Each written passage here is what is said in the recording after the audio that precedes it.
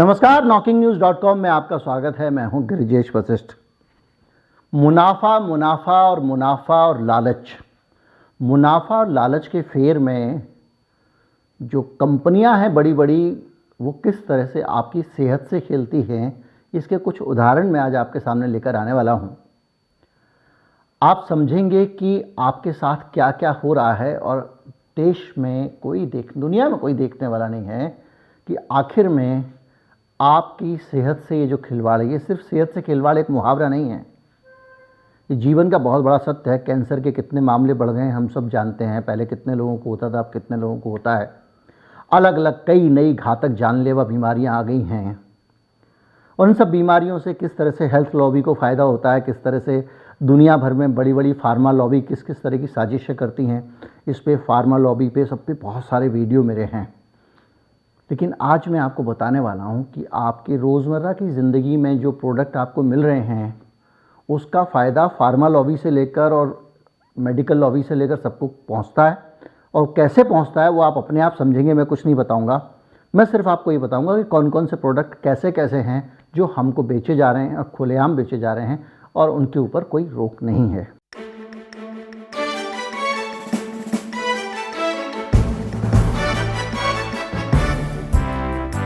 मैं आपको शुरू करता हूं सबसे पहले फॉर्मेल्डिहाइड से। फॉर्मेल्डिहाइड, जो लोग बायोलॉजी पढ़ते हैं, बायोलॉजी आपने लैब में पढ़ते होंगे, मैं भी पढ़ता था, तो वहाँ पे आप कुछ स्पेसिमेन रखे देखते होंगे। ज़्यादातर उसमें जो है, एक तो दरियाई घोड़ा जो होता है वो होता है, उसके अंदर जार में स्टारफिश होती है, मतलब स्टैंडर्ड है। इसी तरह से बहुत सारे अलग अलग स्पेसिमेन, अगर थोड़ी एडवांस कोई वो है तो उसमें ह्यूमन ब्रेन भी मिल सकता है और भी अलग तरह की चीज़ें मिल सकती हैं। तो घोल पानी, एक जार के अंदर पानी जैसा ट्रांसपेरेंट एक द्रव्य भरा होता है, जिसके अंदर वो स्पेसिमेन यानी नमूने रखे जाते हैं विद्यार्थियों के अध्ययन के लिए कि भाई आदमी का ब्रेन ऐसा होता है, स्टारफिश ऐसी होती है, और ये दरियाई घोड़ा नहीं कहते उसको, मेरे ख्याल से वो जो घोड़े जैसी मछली होती है, मुझे इस वक्त उसका नाम याद नहीं आ रहा है, वो कैसी होती है। और वो तरह तरह की उसमें चीज़ें, केचुआ, और ख़ास तौर पे वो जो पेट में होने वाला जो केचुआ होता है उसको क्या कहते हैं, साइकस कहते हैं शायद, क्या कहते हैं मुझे याद नहीं आ रहा इस वक्त। तो मेरे साथ पता है, मैं बहुत ज़्यादा पढ़ता हूँ तो इतना दिमाग की भी तो एक मेमोरी होती है, कितने जीबी होगी जो भी होगी, वो रोज़ निकलती जाती है, रोज़ बढ़ती जाती है। खैर, तो वो जिस घोल में रखा जाता है वो सारा सामान, वो फॉर्मेल्डिहाइड का घोल होता है। और फॉर्मेल्डिहाइड इतना जहरीला होता है कि उसके अंदर किसी भी प्रकार का कोई बैक्टीरिया, कोई इन्फेक्शन पनप ही नहीं सकता है। इसलिए आपने कोई जीवित जैविक चीज़, किसी का अंग वंग कोई चीज़ डाल दी तो उसके अंदर इन्फेक्शन नहीं लगेगा, तो कभी सड़ेगा ही नहीं। सड़ता तो बैक्टीरिया से ही है ना शरीर, किसी भी जानवर का हो, आदमी का हो। तो इसलिए उसको फॉर्मेल्डिहाइड में रखा जाता है। फॉर्मेल्डिहाइड का दूसरा इस्तेमाल ये भी है कि जो हॉस्पिटल्स वगैरह होते हैं, उनके जो ऑपरेशन थिएटर या दूसरी चीज़ें होती हैं, वहाँ पे क्लीनिंग, सफाई वफाई वगैरह वगैरह, उसमें फॉर्मेल्डिहाइड यूज़ होता है। और उसकी जो फॉगिंग होती है उसमें भी यूज़ होता है, क्योंकि ये बहुत जहरीला है और इसलिए इसका इस्तेमाल होता है। अब लेकिन फॉर्मेल्डिहाइड का इस्तेमाल आप भी करते हैं, जब ये सुनेंगे तो आपके क्या बीतेगी। लेकिन फिर भी मैं बता देता हूँ, बहुत सारी कंपनियाँ कॉस्मेटिक्स, हेयर स्ट्रेटनर्स वो होते हैं जो बाल पे लगा देते हैं आप उसको, और उसके बाद उसको गर्म करके आप वो जो उनके पास एक चिमटा होता है उससे खींचते हैं तो बाल सीधे का सीधा रह जाता है।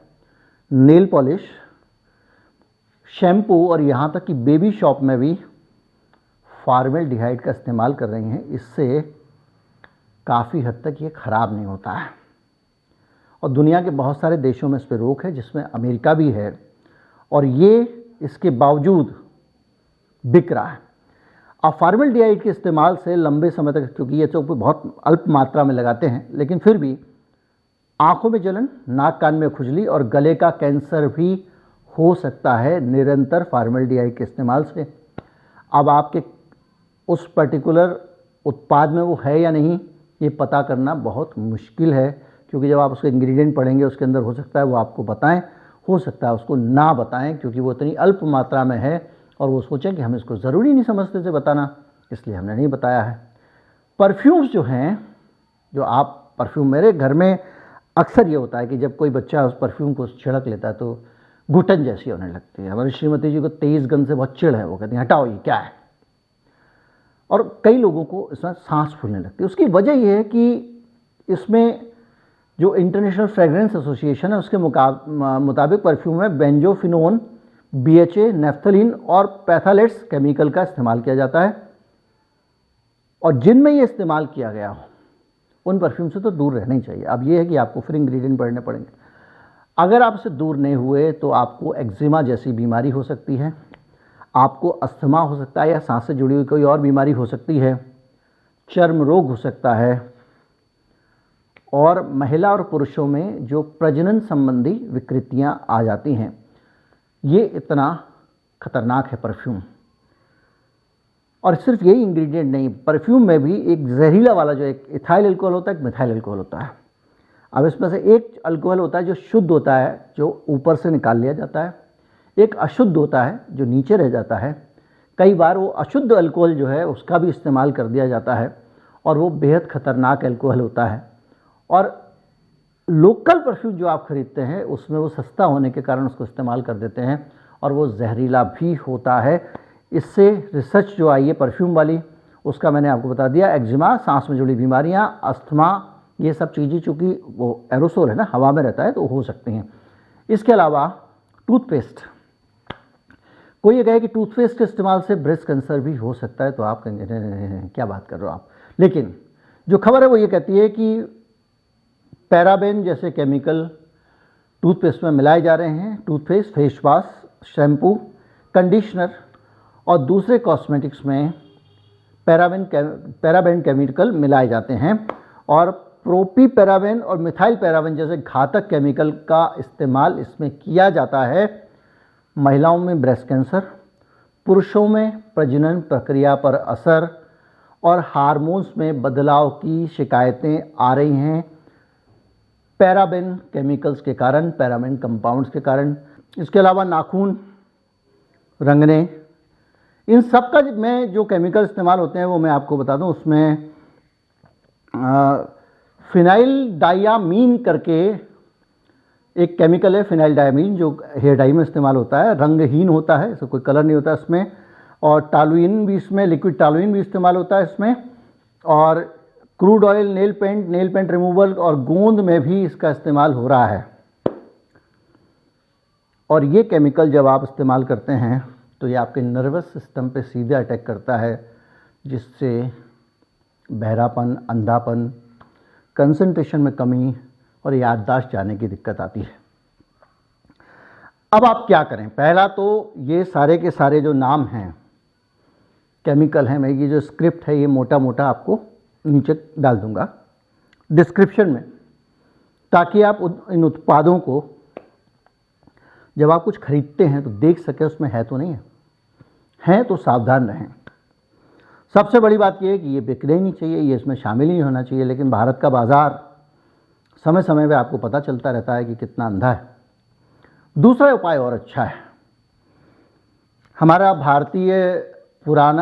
पुरानी सभ्यता है, बहुत लंबे समय का इतिहास है भारत का, और विज्ञान का भी भारत के बड़ा इतिहास है। सिर्फ ऐसा नहीं कि बीच में ये सब हम लोग केवल मंतर ही फूकते थे। मंतर फूकने से तो बल्कि विज्ञान हमारा कम हो गया था। हम लोग 2,500-3 हज़ार साल पहले नाक की सर्जरी कर लेते थे, रीनोप्लास्टी। सुश्रुत के ज़माने में दुनिया की पहली सर्जरी भी कह सकते हो आप। और रीनोप्लास्टी एक ऐसी सर्जरी थी, अक्सर क्या होता था, राजा नाराज हो गया, नाक काट दी। डाकू चोर लोग नाक काट दिया करते थे, उसकी मरम्मत करना। और आज पूरी दुनिया में जो रीनोप्लास्टी है वो भारत की ही रीनोप्लास्टी ली गई है। चरक का भी यही था। इस तरह बहुत हमारे यहाँ विज्ञान बहुत उन्नत था। तो हमारी पुरानी परंपरा जो है, पुराने हमारे तरीके हैं, उनका हम इस्तेमाल कर सकते हैं।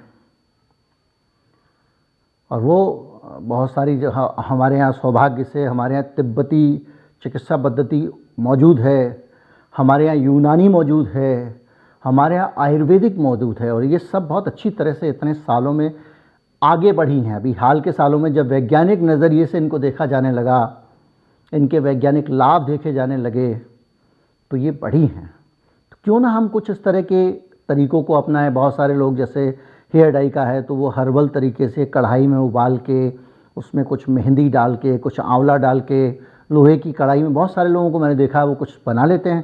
तो हेयर डाई का काम करता है, उसके केमिकल आपको पता है चूँकि आप खुद ही डाल रहे हैं।